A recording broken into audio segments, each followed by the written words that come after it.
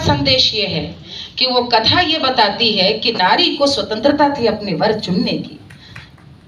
पार्वती पिता की भी नहीं सुनती, माँ की नहीं सुनती। पिता ने विष्णु से विवाह तय कर दिया, लेकिन उनको मन में शिव है और शिव को वरण करने के लिए वो घर से भाग जाती हैं। और इसलिए हरतालिका है। आपने पूरे यदि पूजा पद्धति देखती होंगी, मैं भी हरतालिका रखती हूँ, किस तरह से वो उन्होंने कठोर तपस्या की, क्योंकि शिव बिना तप के पाए नहीं जा सकते और तप के बाद ही शिव प्रसन्न होते हैं। यानी नारी के निर्णय की स्वतंत्रता को भी कहीं ना कहीं उत्सव के रूप में मनाता है हरतालिका। यह बात समझने की भी सब उतनी ही आवश्यकता है। और दूसरा, हम जब भी आज इन पर्व त्योहारों की जो छपी हुई किताब मिलती है, ये मुद्रण टंकण 100-150 वर्षों का है। उसके पहले जो था श्रुति स्मृति वाचिक परंपरा है। मुझे नहीं लगता कोई पंडित ये कहता होगा आकर के कि जो न रही हो तो छिपकली और गुजरी बन जाइयो ना। एक समय ऐसा आया है कि हम पराधीन रहे हैं और पराधीनता में अपने अस्तित्व को बचाए रखना उस समय हमारे पूर्वजों की सबसे बड़ी चुनौती थी। उस समय ये जो पर्दा आया है उसी समय आया है।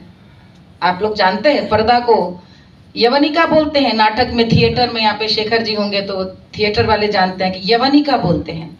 यवन से यवनिका आया, यानी पर्दा हमारे यहाँ था ही नहीं।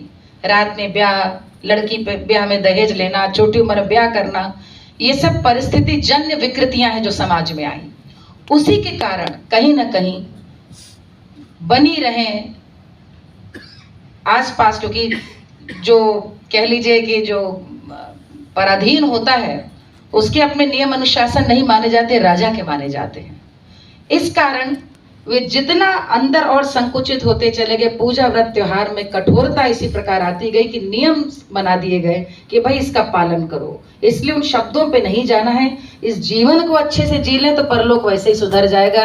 हरतालिका रहे ना रहे, अच्छे मन से परिवार के साथ जिए, वो ज्यादा जरूरी है। तो हम लोग व्रत इसलिए रखते हैं क्योंकि व्रत के उद्देश्य और जो कथा है उस पर जाना चाहिए। मैं तो आज आप लोग को सुनकर ये सोच रही थी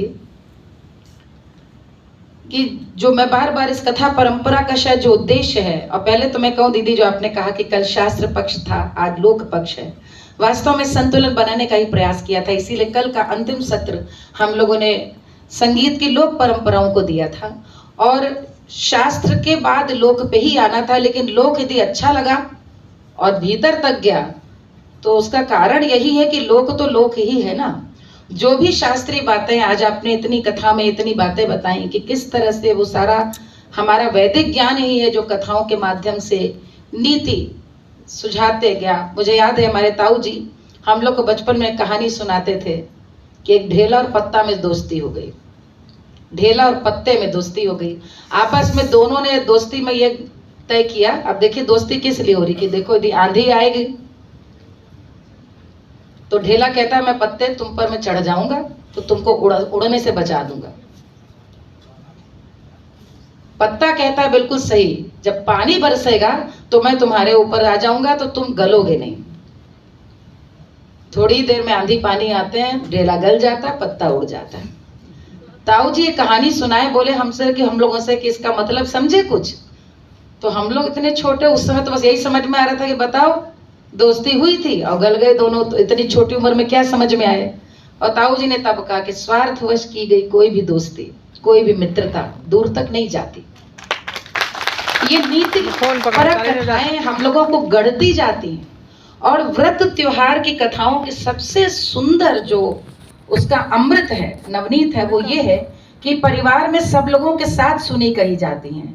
और जो स्त्रियां व्रत पर्व इसलिए नहीं करती हैं कि ये पुरातन होने की निशानी है, वो नहीं जानती कि व्रत त्योहार सिर्फ कोई घर में संस्कार करने की चीज नहीं है, ये अपने परिवार को संस्कारित और सुशिक्षित करने की सीढ़ी है। हम लोग जब छोटे थे, और अब वही बच्चों की भी हमारी स्थिति हो गई कि हर पर्व में पूछते हैं मम्मी वो वाली कहानी सुनाओ, वो वाली कहानी कब आएगी। अब भैया दूज जब आने वाली है तो भैया दूज में हम लोग, राखी आने वाली, वैसे तो भाई दूज में हमारे यहाँ कथा होती है।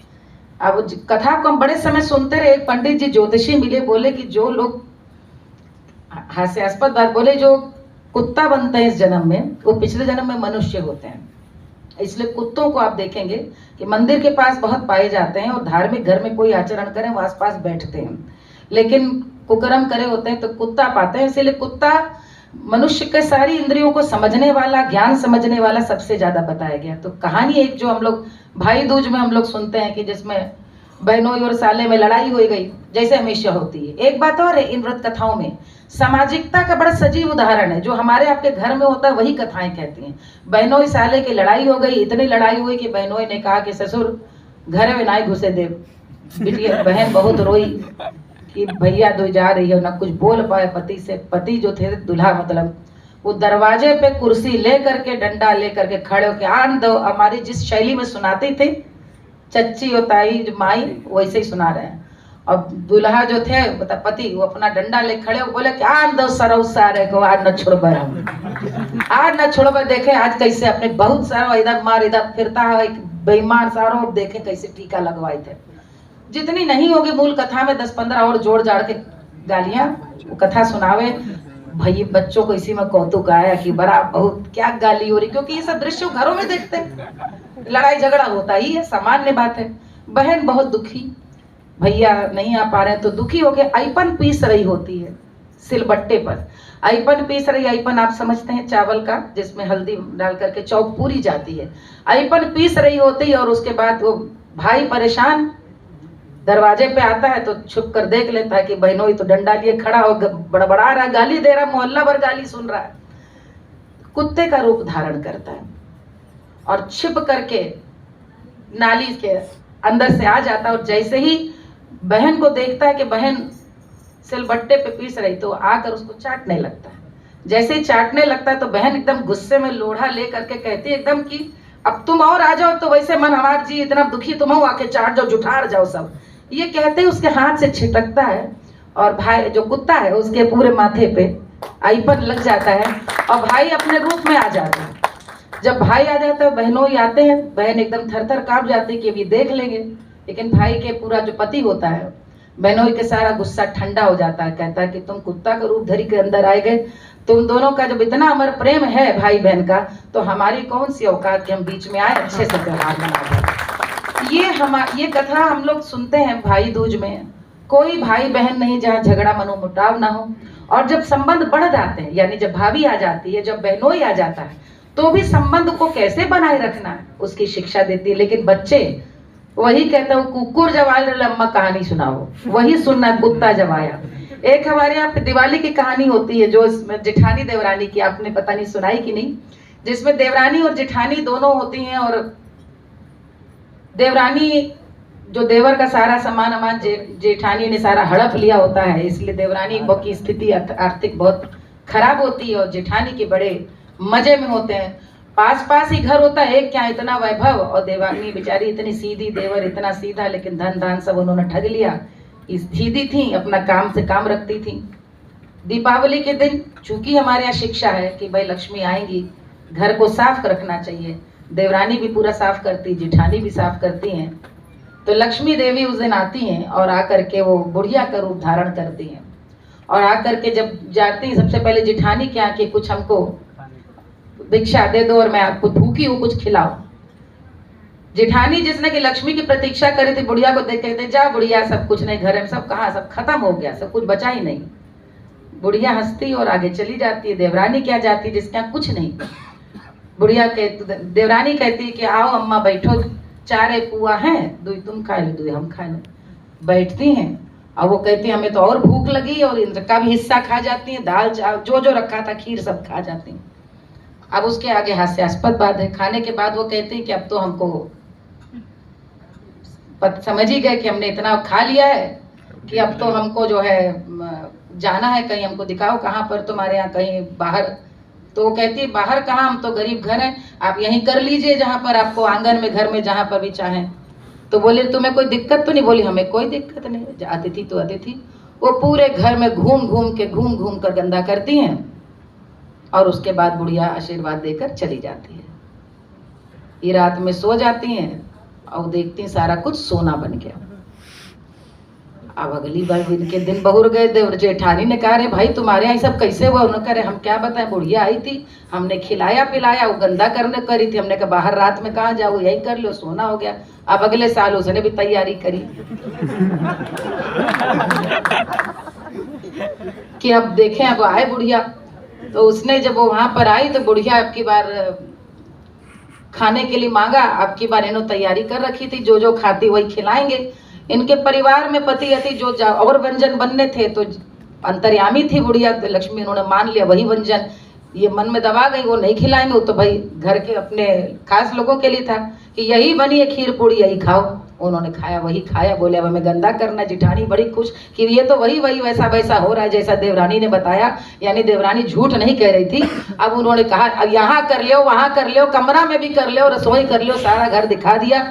उन्होंने भी मन से किया। अब ये रात भर सोए ना कि देखे सोना बनता कैसे, न सोना बना,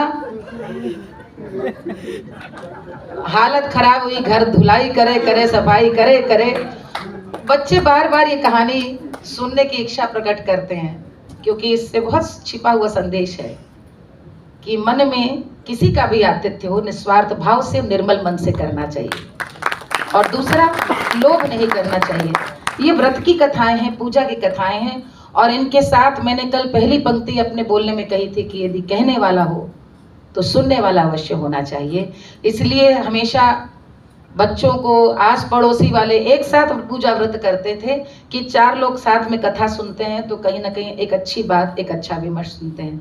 मैं आपका किस प्रकार आभार व्यक्त करूं क्योंकि विद्या दीदी तो अपने आप में चलता फिरता इस समय धरोहर मैं कह सकती हूँ। बच्चों को, आप लोग को बोलूंगी दीदी को इसी साल पद्मश्री मिला है, लेकिन मेरा आपसे जुड़ाव 2 दशकों से ऊपर का है। आप किसी भी विषय पे बात करें, कल मन्ना जी यहाँ बैठे हैं, कल आप वो कल गीत गा रहे थे तो हम जब घर जा रहे थे मैंने कहा आपसे कल कि आपके गीत में नंद बाबा का और यशोदा का उत्सव था कि कृष्ण का जन्म हुआ है और मदारी बन करके भोले बाबा आए हैं और हनुमान जी को लेके आए। तो उन्होंने कहा कि देखिए लोक में तो ये एक से एक कहानियां हैं। एक कथा उन्होंने सुना डाली और कहानी ऐसी सुनाई कि लोक में ही संभव है कि किस तरह हनुमान जी बहुत दुखी होते थे जब राम वापस आ गए अयोध्या और सारे रनिवास बार बार चले जाते तो हनुमान जी दुखी रहते थे राम से। उन्होंने कहा कि काहे दुखी रहते हो? राम बोले देखिए आप लोग तो अपने अपने रनिवास चले जाते हैं, मैं ब्रह्मचारी बड़ा दुखी होता हूँ, समय नहीं कटता। राम ने कहा उसमें कौन दिक्कत, तुम भी ब्याह कर लो। अब राम की आज्ञा तो उन्होंने कहा आपने बोल दिया तो अब फिर किससे ब्याह करें? तो उन्होंने कहा कैकेयी की जो साथ आई मंथरा से ब्याह तुम्हारा होगा, जाओ उसी से पूछ करके आओ। तो हनुमान जी गए मंथरा के पास और मंथरा से कहा, राम ने कहा है कि आप मुझसे विवाह करें। तो उन्होंने दुत्कारा, डांटा, झाड़ा और कहा कि हट, जिनको मेरे कारण 14 वर्ष का वनवास हुआ मैं ब्याह करूंगी। और जा करके बिल्कुल ना करा और वहां से हट चली गई। अब लौट के दुखी होकर हनुमान आए कि वो तो ब्याह को मना कर दिया।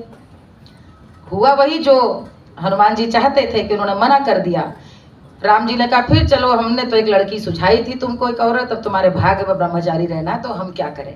ये कल दीदी ने गाड़ी में कथा सुनाई है कि ये लोक कथा है और लोक कितना उदार है, कितना उदार मना है। जहाँ पर कथा भी इस प्रकार की है कि जहाँ पर हनुमान जी को भी मंथरा से ब्याह करने की कल्पना कोई कर सकता है लोक में।